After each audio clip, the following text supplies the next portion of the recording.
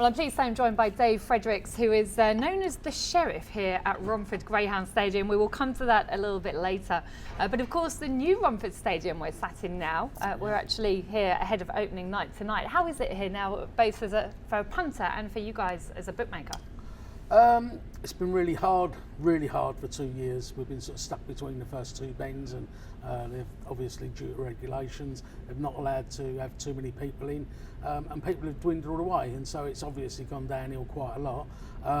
However, we had a soft opening last Friday and Saturday, and it was excellent. There was more people here, there was cheering on the terraces, and it was a little bit like the old Romford, you know, and we had a fantastic atmosphere back in them days. I mean, you used to come there quite regular, and you know, crowd of boys on the steps, oi, oi, oi, oi, you know, and get it ready, Barton, and all that, like, and it's all sort of seems to be creeping back a little bit. So hopefully it'll be great. Hopefully exciting times ahead. How has the online industry and Betfair affected bookmaking at dogs, and specifically here at Romford?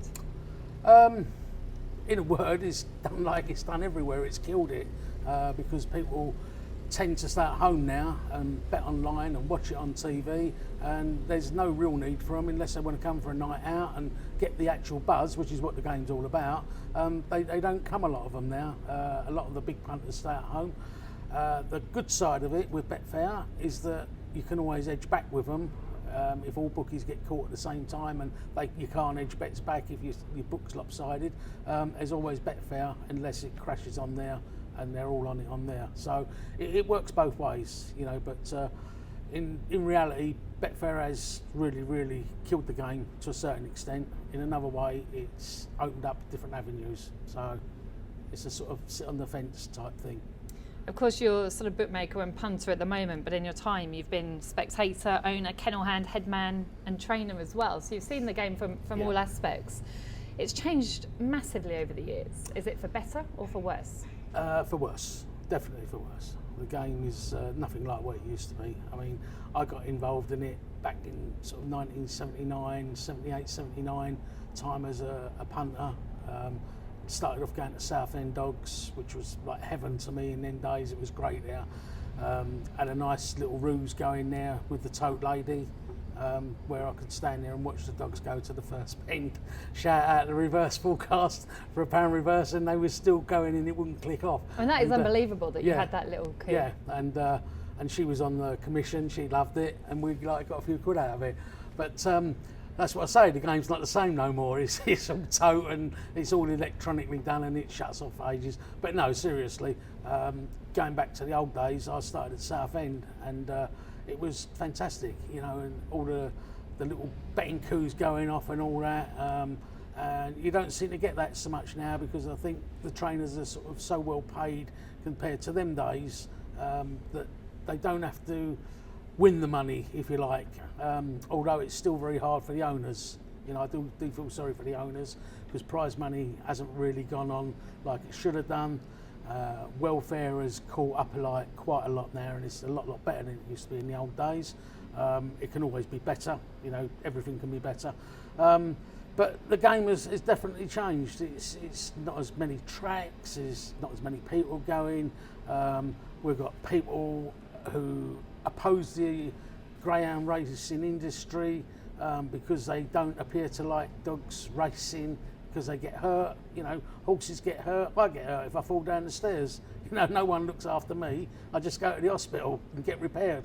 But I just think it's this day and age. It's I don't like to say it, but it's a very snowflake, lefty type of country we live in, and you can't do anything that offends anybody, you can't say anything that offends anybody, and the antis are jumped on that bandwagon with dog racing, and you know, I can't understand it because these dogs are fantastically kept. Not every dog, I will put my hands up and say there's obviously some bad eggs out there. You get bad eggs in every sport, but you know, the GBGB needs to jump down on these people and get them out of the game completely. Do you think they're doing enough about the bad eggs? No.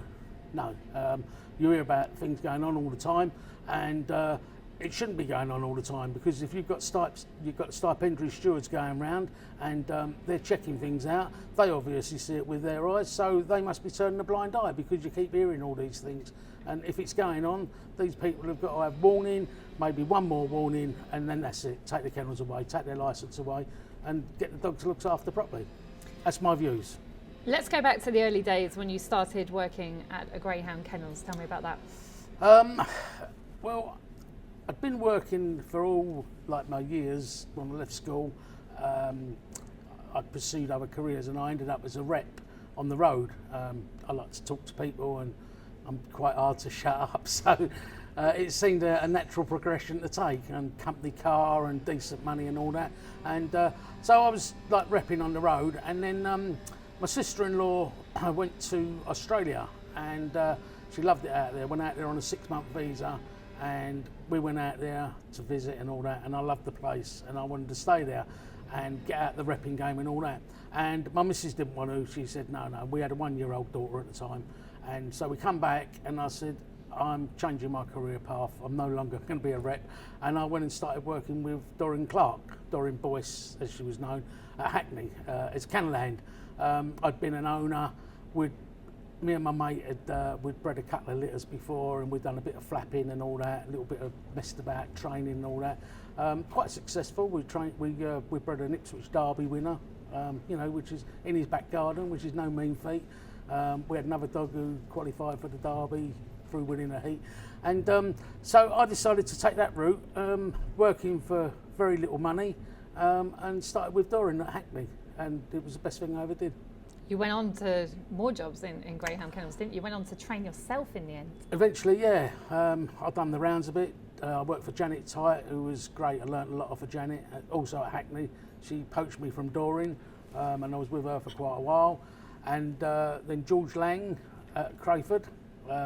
He headhunted me, if you like, and I was with him for a while at Crayford. But I was never a lover of Crayford. I'm not a lover of the track, in all honesty. And it was very small and tiny after being at such a lovely gallop as Hackney.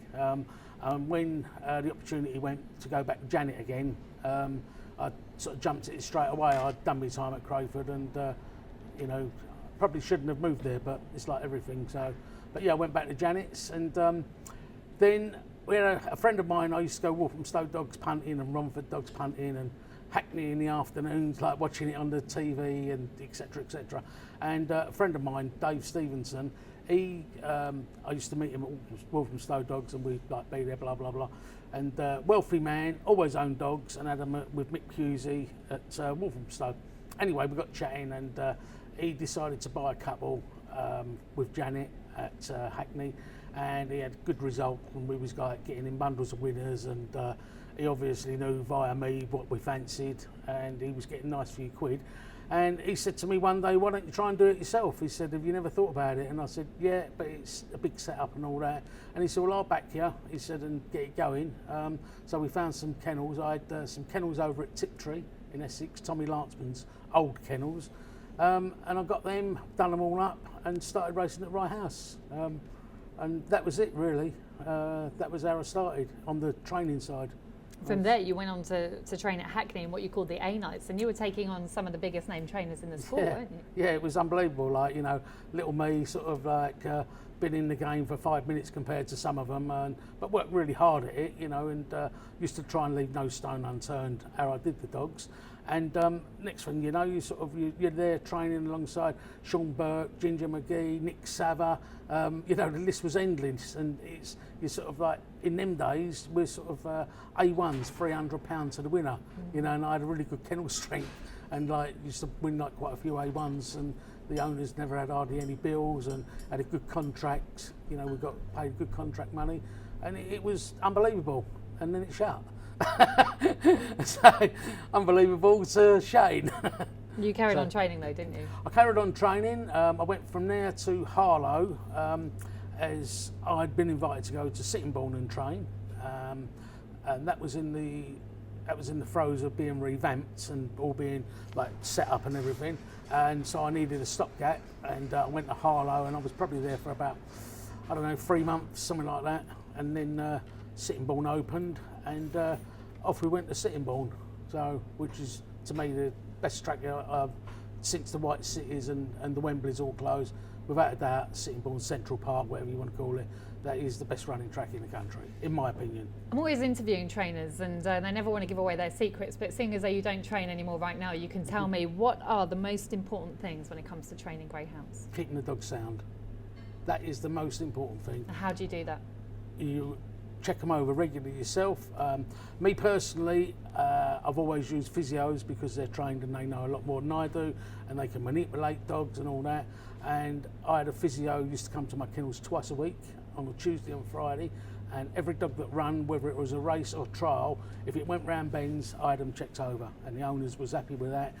He done me a discounted deal because I was using him so much, and he ended up actually having clinics there on a Friday afternoon. He'd have a clinic and there'd be queues outside with people outside my kennels like waiting to see him and have their dogs checked over. And he was like excellent physio, a guy called Dave Sturman. He was trained in Australia and he was sort of like leagues ahead of everybody that I'd used before. You know, he was just very, very good, and we got great results with him.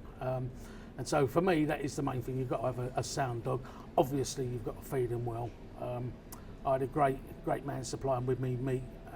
Obviously, I was using a biscuit, and I had a man who was getting me Pizza Hut chicken and butcher's meat, and I didn't ask how. I never asked how. He just used to get it, and he used to also get me my diesel at 50p a gallon. So he was a good man to know, and the food was incredible. And every now and then he'd get us fish, and then he'd get me liver, and like the dogs would have a bit of liver once a week, and you know, and they was like my dogs. Even I say myself, they was immaculate.